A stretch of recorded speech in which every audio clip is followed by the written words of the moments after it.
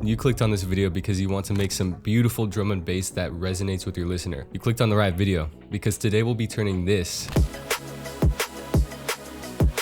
into this.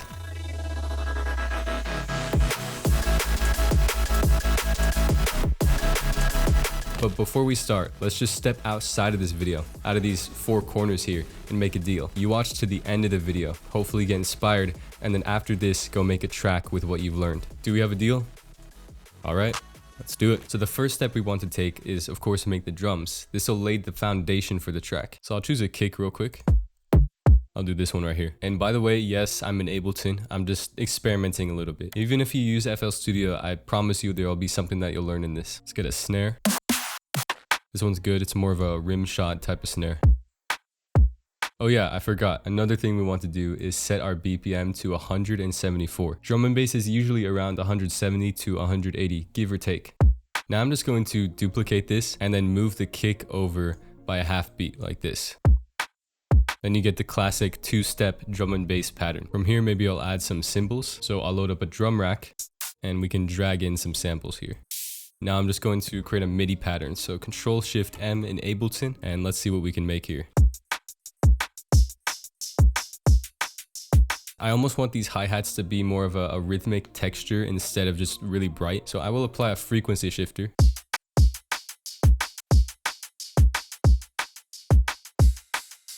I'm going to copy this snare and reverse it like this. So that way it reverses into itself. And now it sounds like this. We want to make sure to lower the volume of this reverse snare. It's just a little sweep into it. It gives it more detail and uniqueness. From here, we could just duplicate this a few more times. One last thing, this is really cool. I'm going to create a new track here. I'm going to set the input as the cymbal track, and we're going to record this in. Basically just rendering out the audio, right? Then I'm going to come down here and reverse it.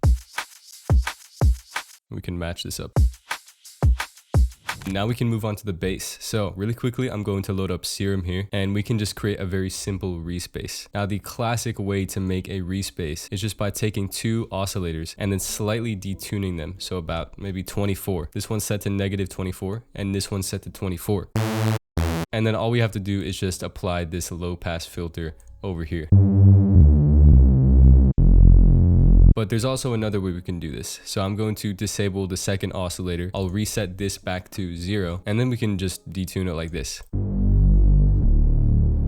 It's a lot more of a wide sound, and if for some reason it's too wide for you, you can go to the global tab up here in Serum and decrease the width by maybe 50. Or maybe a little bit more. I'm going to set this back to 7. And we can even take this LFO1 and route it to the filter to make it slowly change over time. It gives it a little bit more movement, right? Anyway, now that we have the respace sound, we can just apply it to our track here. I will create a MIDI pattern and let's see what we can make. So, I don't know, C sharp. Maybe down to B, except this is a little too low. So let's put it up an octave. And then A, back up to B.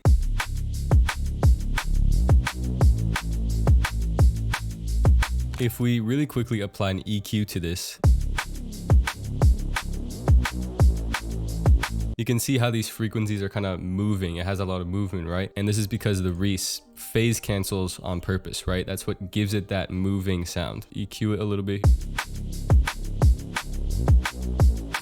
I'll make this bass pattern a little bit longer, duplicate the first version, and then I just want to change one note. For some reason, I hear this being an F sharp. And of course, we'll duplicate these drums. And now that we have this, we want to get out of this loop as soon as possible. I made a full video on this. So I'm just going to duplicate this bass maybe 2 times to do some arrangement. This section I feel like will be a breakdown, and then this can be a build up. And then I'll copy the drums and paste them over here. Over here, we'll have a second drop with some heavy synths and stuff like that. Really quickly, I'll look for some synth loops to just fill up the background. This one right here. We'll pitch this to the right key.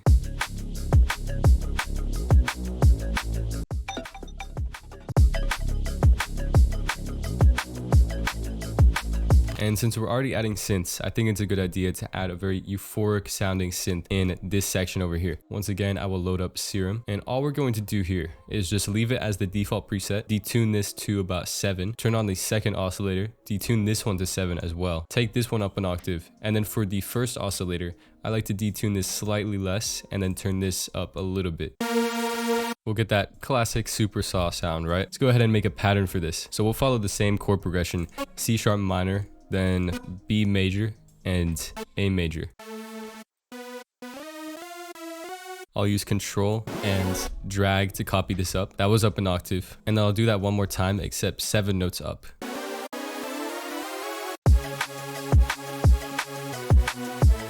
I'll just create the basic triads real quick. All of this is actually a little bit too high now, so I'll take it down an octave. And we can start adding some extra notes. I kind of want there to be a melody or something.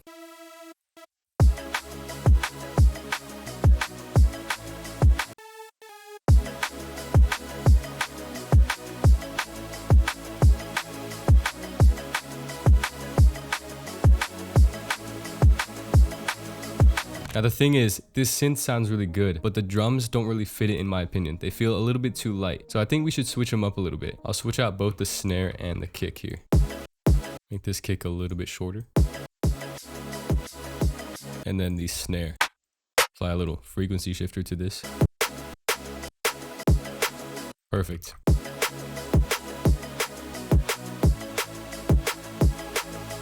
And by the way, I'm still keeping the original drums that we had, only in the intro section, because I think it'll add some nice contrast to this track. I'm gonna duplicate this synth and add a few more layers.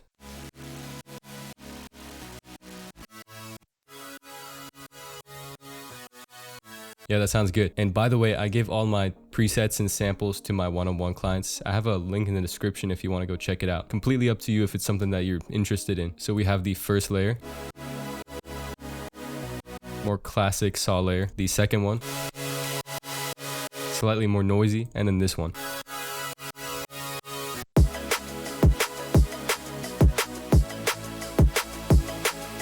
I'm going to group all of these tracks together, and I'll really quickly post-process them. So a little bit of saturation, some EQ, and there's a lot of noise around 8,000 to 9,000 hertz, so let's dip that. The last thing I want to do to these synths, and this is going to get interesting, we'll apply some shaper box, because I want it to have almost a stutter or like LFO type of effect. We'll choose volume, we'll make a shape that looks like this, and I'll set it to an 8th beat. So these synths, of course, are mainly filling up the mids and the highs, right?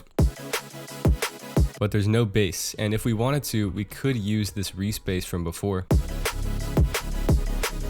But I don't really think it fits with the harsher synths. We can actually create one just by loading up Serum again, putting this at about 3 unison, adding some noise here, and then just distorting it. A little bit less noise maybe. I'll copy the bass from the chords, and let's just paste this in here. Oh, and I'll apply the same shaper box effect to it. It's a little noisy, so let's add an EQ to it, and I will low pass it. I'll cut the sub out of it as well, because we'll add one later. Really quickly, I'll add a sub bass. Now it's just a matter of adding more details, more texture, maybe some effects and stuff like that. Let's do it real quick. Maybe some transitions. This is gonna be a build up over here, so we'll add some risers and stuff.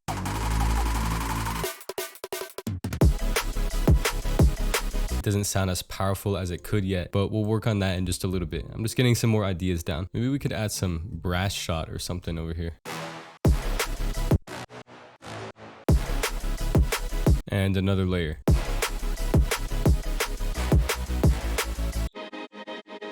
Maybe some atmospheres. This will add that more ethereal sound to the synths. The kick could fit a little bit better into everything, so let's EQ it real quick. Yeah, it's mostly this boxy sounding 200 hertz that's bothering me.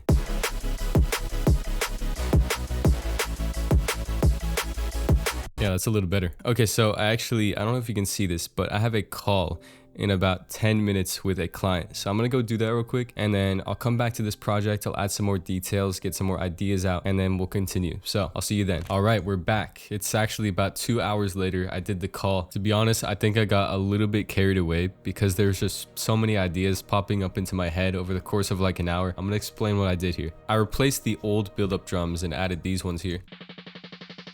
As you can see, it's using the filter to kind of fade in this texture drum loop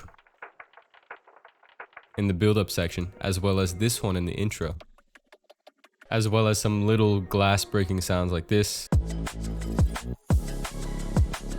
some more transitions, as well as some rain ambient sounds very faintly in the background. And I've explained this before, but it kind of sets the scene for the song. One crucial part of this track is adding this spin down effect in the drop. So you can hear the volume of the synths and all of the instruments is really fast, and then it gets slower and slower, kind of opening up the drop. And you might be like, well, how did you do this effect? Well, if we go up here, I actually have a group for all of the synths as well as the basses and stuff. And on this group is a shaper box. Now I've taken the speed down here, or the frequency. I set it to the Hertz option, and then I automated this here. And then this LFO effect gets disabled whenever the drop actually starts playing, right? I added this little background synth melody, some vocal and pad textures, and this one. I added another brass layer that kind of harmonizes with the main layer.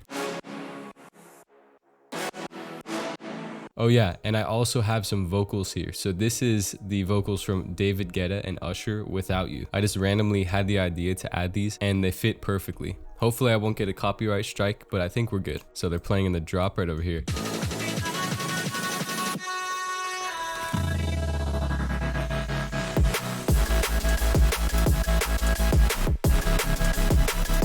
I thought it really fit, so that's that. Actually, there's one last thing. So in the vocals, there's this little auto-tuned ad-lib in the background.